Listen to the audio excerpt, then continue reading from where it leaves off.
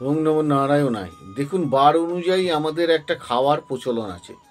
যেমন বেশিরভাগ ক্ষেত্রে দেখা যায় যে অনেকে শনিবার দিনটা আর মঙ্গলবার দিনটা অ্যাভয়েড করে চলে, সেই দিনটা নিরামিষ খায়। কিন্তু আবার বলে কি যে বাইরে বেরিয়ে আমিষ খেলে কোনো নাকি অসুবিধে হয়, কিন্তু কখনোই না, এটা নিয়ম না। আপনি যেটা মানবেন পুরোপুরি মানবেন, মানবেন না তো মানবেন না। দেখুন, সবার জন্য কিন্তু আবার সব বারও না। কারো কারোর ক্ষেত্রে কিন্তু মঙ্গলবার না মানলেও হবে। যার মঙ্গল বিরাট একটা পজিশনে রয়েছে, হাই পাওয়ারফুল রয়েছে, প্ল্যানেট পজিশন ইজ গুড, তার ক্ষেত্রে মঙ্গল না মানলেও চলবে।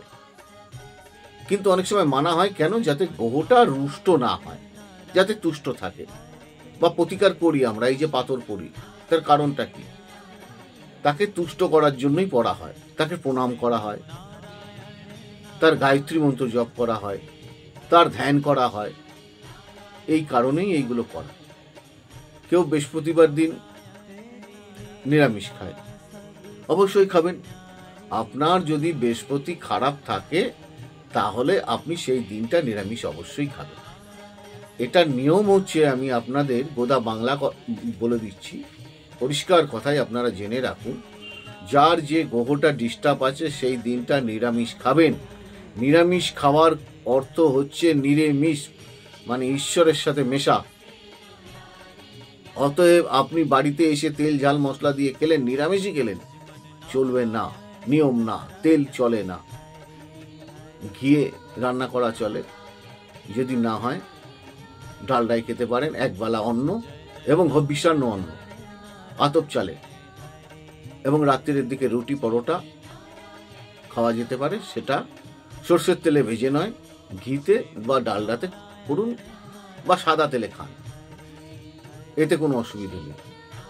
কিন্তু যেটা মানবেন পারফেক্ট মানবেন, মানবেন না মানবেন না। বলার উদ্দেশ্য এটাই, যার যে গ্রহটা ভালো রয়েছে সেই বারটা তাকে না মানলেও চলবে। যার যে গ্রহটা খারাপ সেই গ্রহের জন্যই বারের প্রতিবিধান দেয়া রয়েছে।